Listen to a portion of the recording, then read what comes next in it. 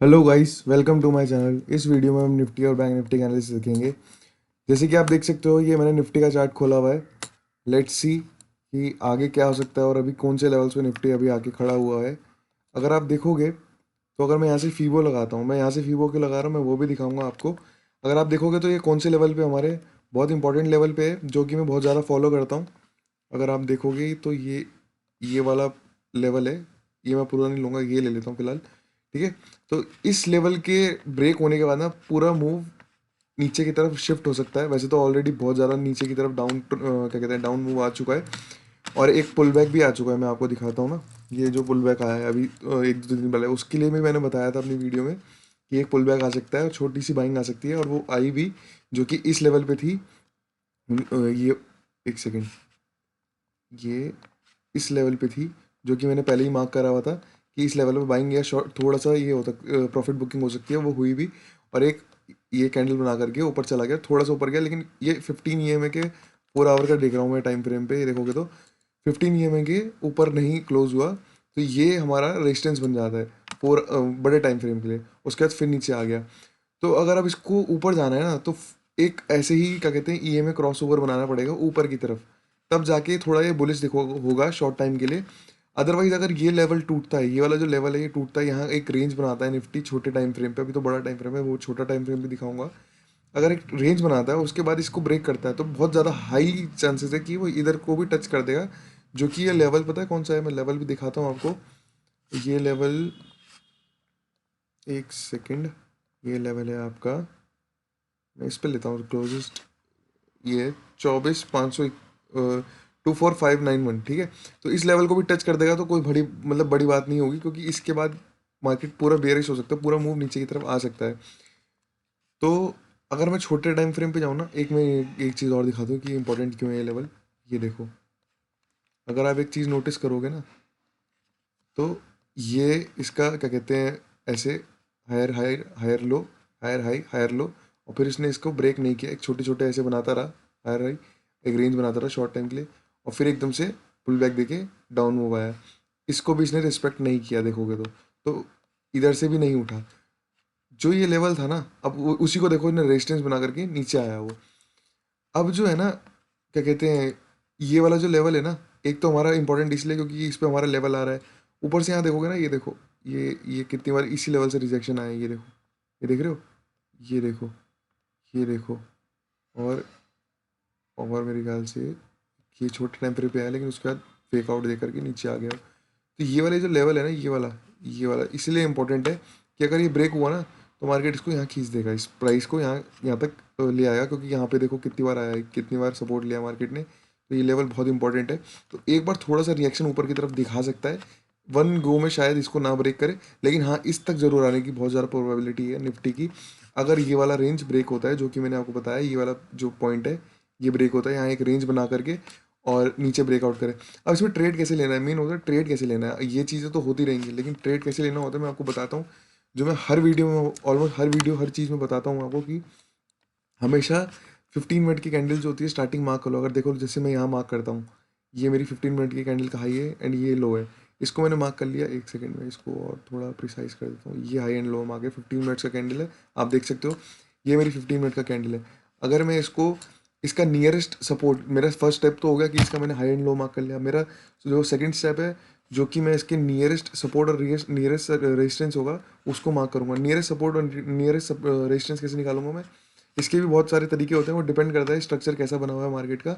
लेकिन आप अगर अभी देखोगे तो अगर आप सिंपली देखो ना, इसको मैं हटा दूँ, तो ये डाउन ट्रेंड का मूव कब आया, डाउन ट्रेंड का मूव यहाँ से आया, तो मैं यहाँ से लिखूंगा फीबो। फीबो लगाऊंगा, मैं देखूंगा कौन सा लेवल है मेरा इंपॉर्टेंट लेवल है, जो मैं फॉलो करता हूँ हमेशा, विच इज़ ये 75% का मूव है, ये वाला। ठीक है। और एक मैं मार्क करूँगा, ये वाला, ये वाला लेवल। ठीक है।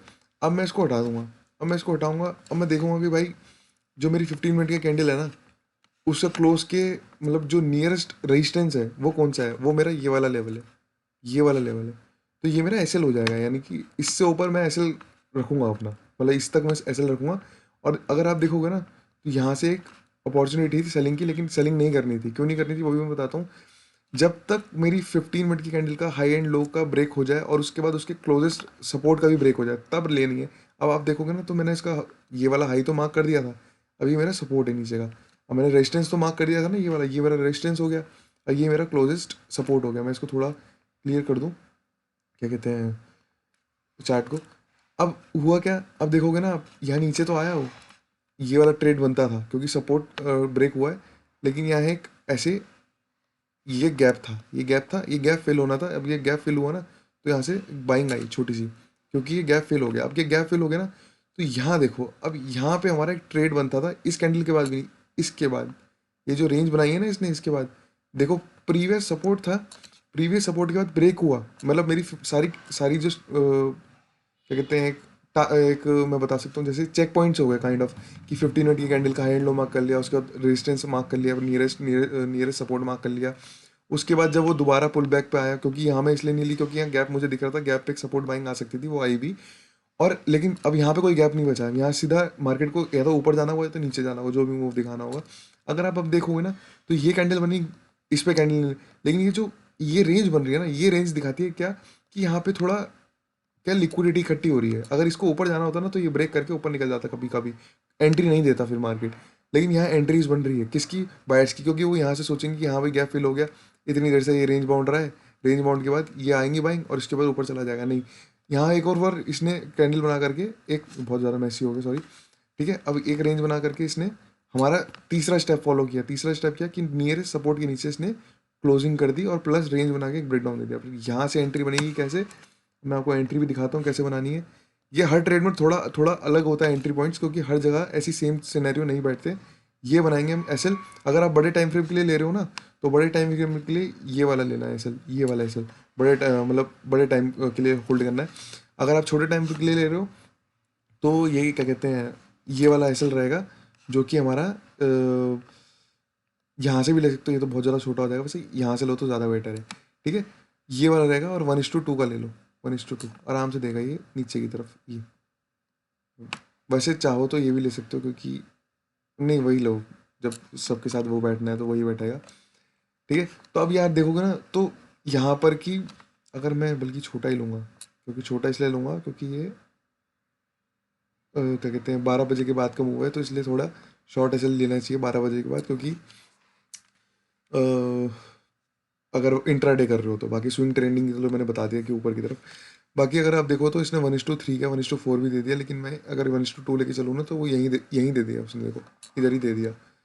तो इसलिए मैं बताता हूँ कि कैसे एंट्री लेनी है। अब मैं दूसरी चीज़ ये बताता हूँ कि जो मैंने ये इंपॉर्टेंट लेवल बनाया ना, ये वाला इंपॉर्टेंट लेवल है, ये वाला, ये ब्रेक होता, या ऐसी कोई काइंड ऑफ इस टाइप की रेंज बन जाए यहाँ पे, मतलब 15 मिनट की कैंडल लो, और जो मैंने आपको सिनेरियो बताया सेम सिनेरियो, तो आप नीचे की तरफ ट्रेड लग सकते ट्रेड ले सकते हो, बहुत अच्छा मूव कैप्चर हो सकता है नीचे की तरफ, अगर उसके अकॉर्डिंग सेटअप बैठता है तो।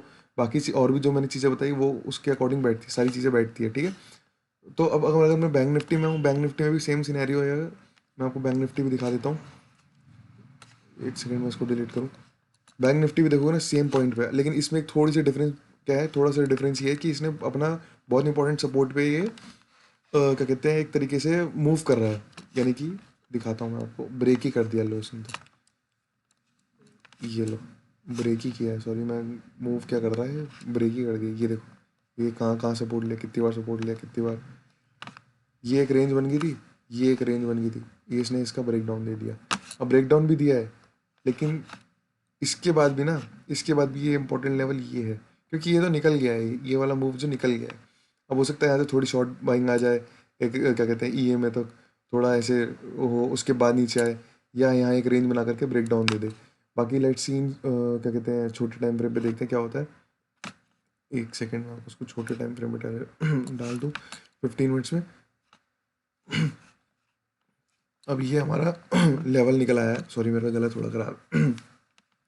अगर आप देखो ना वॉल्यूम कैसे राइज हो रहा है, वॉल्यूम किसका राइज हो रहा है, सेलर्स का। अगर आप सेलिंग का कह दो, ये जो लेवल मैंने लाइन मार्क करी हुई है ये हमारा फीबो लेवल है, मैं भी लगा के दिखा दूंगा। लेकिन अगर मैं इसको ऐसे दिखा दूँ, ऐसे था मेरा लेवल वैसे, वो मैंने इसलिए मार्क करी हुई थी क्योंकि वो वहाँ तक टच किया था। अब जो आप देखोगे ना, इस लेवल के नीचे ना क्लोजिंग होना बहुत ज़रूरी है अगर बियरिश जाना है तो। इस लेवल के नीचे, एक तो मेरी ड्राइंग बहुत ख़राब है भाई, इसके नीचे क्लोजिंग होना बहुत ज़रूरी है। अगर open equals to low, open equals to sorry open equals to high candle close हो जाए, open equals to high candle में बताता हूँ कैसी होती है। जैसे कि होगी यहाँ पे कोई ना कोई। ये है जैसे जो मतलब क्या कहते हैं ओपन इक्वल टू हाई, मतलब जहाँ मार्केट खुला वहीं से गिर गया, उससे ऊपर गया ही नहीं। जैसे ये है देखो, ये पूरी, ये तो खैर ओपन इक्वल टू हाई नहीं बोलूँगा, उसमें थोड़ी वीक नहीं है, लेकिन हाँ ये जरूर बोल सकता हूँ वो open equal to high candle है, क्योंकि यहाँ देखो जहाँ से मार्केट खुला वहीं गिर गया, उससे ऊपर गया ही नहीं। तो अगर ऐसी काइंड ऑफ कैंडल बन जाती है विद वॉल्यूम, तो बहुत ज़्यादा उसके, ऐसा करना, मैं आपको इसमें भी वही सिनेरियो लगाना, 15 मिनट की कैंडल अगर बनती है मान लो कोई भी, अगर मैं मानता हूँ, एक एग्जांपल लेते हैं, 15 मिनट की कैंडल ऐसे बन गई, यह ऐसे बन गई। यार एक तो मेरी ड्राइंग बहुत ख़राब है, ऐसी नहीं, मैं इससे बताता हूँ सॉरी। इससे मैं अगर मान लो ऐसी कैंडल बन गई, ये कैंडल बन गई, ठीक है। अब ये कैंडल बनने के बाद ना इसका हाई एंड लो मार्क कर लेना। ये मैं ऑल सिनेरियो के बता रहा हूँ, गैप अप गैप डाउन चाहे जो मर्जी हो, जैसे मर्जी हो, सब में काम करेगा। ये हो गया। अब इसका नियरेस्ट सपोर्ट नियरेस्ट रेजिस्टेंस कौन सा होगा? नियरेस्ट सपोर्ट तो वैसे ये रेजिस्टेंस से होगा ना, वो ये वाला होगा, ये वाला बहुत बढ़िया, मतलब बढ़िया रेजिस्टेंस होगा ये, क्योंकि बहुत ब्रॉड रेंज है, बहुत ज़्यादा एक काइंड ऑफ गैप बना हुआ है बहुत ज़्यादा ना ऑर्डर ब्लॉक्स में। तो ये वाला रेजिस्टेंस होगा, लेकिन इसको मैं अगर शॉर्ट कर दूँ तो ये वाला होगा। तो इसके ऊपर अगर क्लोज कर दे, मतलब मान लो इसके ऊपर जा रहा है मार्केट, इसके ऊपर ऐसे करके ऐसे करके ऐसे करके ऐसे करके ऐसे करके ऐसे जा रहा है, तो इसको छोड़ देना, इस ट्रेड को मत लेना भाई, क्योंकि ऊपर बहुत सारे रेजिस्टेंस है, वो कहीं ना कहीं से रिजेक्ट होकर नीचे आ जाएगा। लेकिन अगर यही चीज़ फॉलो हो जाती है नीचे, कि ये अब नीचे रेजिस्टेंस पहले मार्क करो, तब जाके बता पाऊंगा मैं कि क्या है क्या नहीं है सिनेरियो। अब मैं इसको पहले एक बार डिलीट करूँ। अगर मैं देखूँ मेरा नियरेस्ट सपोर्ट कौन सा है, एक तो यही है, क्योंकि यहाँ से एक बाइंग आई है। बाकी अगर मैं 4 आवर पे जाऊँ, क्योंकि नीचे पूरा खुला मैदान है भाई, तो मैं कोशिश करूँगा कि फीबो से लेवल ले पाऊँ, जो कि इंपॉर्टेंट होंगे हमारे ट्रेड के लिए। अगर मैं यहाँ से लूँ तो फीबो मैं लेता हूँ अप्रोक्स इधर से। तो अगर आप देखोगे मेरा एक ही इंपॉर्टेंट लेवल निकल निकल के आ रहा है, वो है ये। तो यहाँ तक मार्केट खींच देगा उसको, इसको प्राइस को। अब लेट्स सी कि सिनेरियो कैसे बैठ सकता है। सिनेरियो ऐसे बैठ सकता है,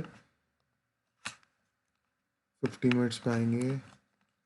अब मैंने नीचे के सपोर्ट भी मार्क कर लिया, अब नीचे के सपोर्ट भी मार्क कर लिए, ऊपर के रेजिस्टेंस को तो मैंने बता दिया, थोड़ा इग्नोर करना है, क्योंकि अभी मार्केट बेयरिश है, थोड़ा ऊपर की तरफ ट्रैप बन सकता है, या प्रॉफिट बुकिंग आया तो वो बात अलग है। लेकिन प्रॉफिट बुकिंग में मैंने जो नोटिस किया, मैं अपना एक्सपीरियंस बता रहा हूँ, कभी प्रीमियम्स नहीं बढ़ते हैं, हमेशा अटका रहता है, वो बैलेंसिंग में चलता रहता है, एक प्रीमियम हाई रहेगा, मतलब जैसे बेयरिश है मार्केट तो बेयरिश मतलब पुट के प्रीमियम बहुत हाई रहेंगे, और कॉल के प्रीमियम बड़े कम रहेंगे, और जब मार्केट ऊपर भी जा रहा होगा, पुट के प्रीमियम कम हो रहे होंगे, लेकिन कॉल के प्रीमियम बढ़ेंगे नहीं, वो लेवलाइज करता है, मतलब लेवल बना के रख बैलेंस बना के रखता है।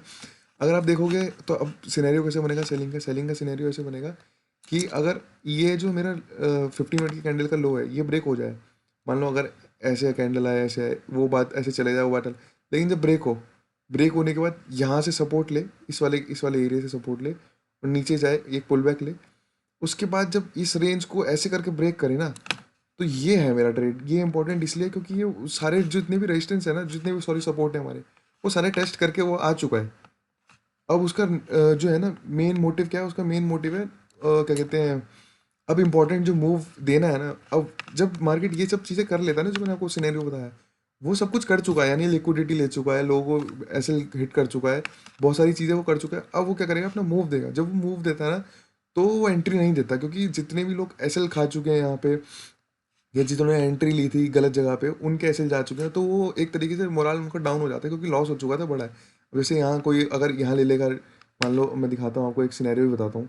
एक सिनेरियो कैसे, अगर मैं इसको मैं डिलीट करता हूँ, अगर जैसे यहाँ पे कोई एंट्री ले ले, इसका कैंडल, अब उसने एंट्री तो ले ली, अब यहाँ उसने सपोर्ट मार्क नहीं किया, लेकिन अब यहाँ से बाइंग आ गई, अब यहाँ से बाइंग आ गई, तो उसका ऐसे हिट हो जाएगा, क्योंकि यहाँ हिट होना हो, लेकिन वहाँ प्रीमियम में सब जानते हैं वहाँ हिट हो जाता है, क्योंकि वहाँ थीटा डी कैसे चलता है, और ऊपर से मार्केट अगर बेयरिश है तब तो और जल्दी हिट होगा। और अब यहाँ पे अगर मान लो वो ऊपर ही चला गया, तब तो और दिक्कत। तो यहाँ ऊपर चला गया, यहाँ से रिजेक्ट हो रहा है, लो अब कर लो, और रेंज बाउंड हो गया, वो बात अलग है। ठीक है। अब एक आता है कि यहाँ पे पोजीशंस बनाई, पोजीशन बना के इसने यहाँ से फेक आउट दिया, फेक आउट दे करके यहाँ ग्रैब करके यहाँ नीचे ले गया लोगों को। अब यहाँ भी फंस गए, अब उनका मोरल डाउन हो जाएगा, क्यों? क्योंकि उन्होंने दोनों जो अगर लिए होंगे, अगर बाइंग का लिया हुआ सेलिंग का लिया हुआ, वो दोनों में लॉस हो रहा है। अब यहाँ पे जब वो सब कुछ कर लेगा मार्केट, तब वो यहाँ आता है किसको, एक क्या कहते हैं, यहाँ से जब ब्रेक डाउन करेगा ना, अब आप कहोगे कि क्या कहते हैं भाई, यहाँ से भी तो ऊपर यहाँ से भी जा सकता है भाई ऊपर, लेकिन हम उसकी भी श्योरिटी कैसे लेते हैं? श्योरिटी ऐसे लेंगे, मान लो रेंज बाउंड हो गया यहाँ से आकर के, अब यहाँ हमारी ईएमआई सपोर्ट करेगी हमको, क्योंकि मैंने बोला ना सारे एक चेकलिस्ट की तरह होते हैं, सब कुछ फॉलो होगा, उसके बाद एक सेट बनता है, तब आपकी एक स्ट्रैटेजी बनती है। अब सब चीज़ें हो गई ना, अब हम ईएमआई चेक करेंगे, अगर वो ईएमआई के नीचे है और पुल बैक दे रहा है ईएमआई तक, हम ईएमआई के पुल बैक पे लेके और 15 क्या कहते हैं, ये वाला क्या कहते हैं, अगर मैं लूँ तो इस वाले को ऐसे लेकर के नीचे की तरफ ट्रेड ले सकते हैं, और वो ट्रेड बहुत ज़्यादा चांसेस है। और अब मान लो आपने एक्यूरेसी कैसे बढ़ाई, अपनी एक्यूरेसी ऐसे ही बढ़ाई कि सारे सेक्टर, सारी चीज़ें, सॉरी सारे सेक्टर में सारे फिल्टर्स लगा करके आपने एक ट्रेड लिया, और एक रिस्क मैनेजमेंट के साथ लिया कि अदरवाइज, मतलब मान लो अगर आपका शॉर्ट ट्रेड है, अब सब कुछ करने के बाद आपने ये ऐसे ले लिया, ऐसे करके ऐसे लिया, आपको मान लो ये ट्रेड है, अगर मान लो ये ब्रेकआउट डाउन देता है, ब्रेक डाउन के बाद ऐसे करके ऐसे जाता है, तो यहीं कटना चाहिए ट्रेड, यहाँ नहीं कटना चाहिए, यहाँ नहीं कटना चाहिए, यहीं कटना चाहिए। तो ये चीज़ें भी बहुत इंपॉर्टेंट होती है, क्यों, रिस्क मैनेजमेंट के लिए। अदरवाइज लेकिन जो मैंने आपको फैक्टर बताया, मेरा एक्सपीरियंस है कि वो इस तरफ चला जाएगा, नहीं जाएगा तो कुछ ना कुछ दे के जरूर जाएगा, लेकिन लॉस बहुत ज़्यादा कम चांसेस होते हैं, क्योंकि आपने बहुत सारे फिल्टर आउट कर लिए चीज़ों को। तो ये चीज़ें बहुत इंपॉर्टेंट होती है। बाकी लेट्स सी मार्केट में कल क्या होता है, और मैं इसको लेवल को भी मार्क कर देता हूँ, एक सेकंड में टेक्स्ट में लिखता हूँ, ताकि मैं अगली नेक्स्ट वीडियो में दिखा सकूँ आपको। ये मेरा एग्जैक्ट लेवल मैं इसलिए मार्क कर रहा हूँ, वैसे तो रेंज होती है ये थोड़ी सी, जैसे ऊपर 20 पॉइंट ऊपर, 20 पॉइंट नीचे, लेकिन मैं एक लेवल ले लेता हूँ, 579997, 579997।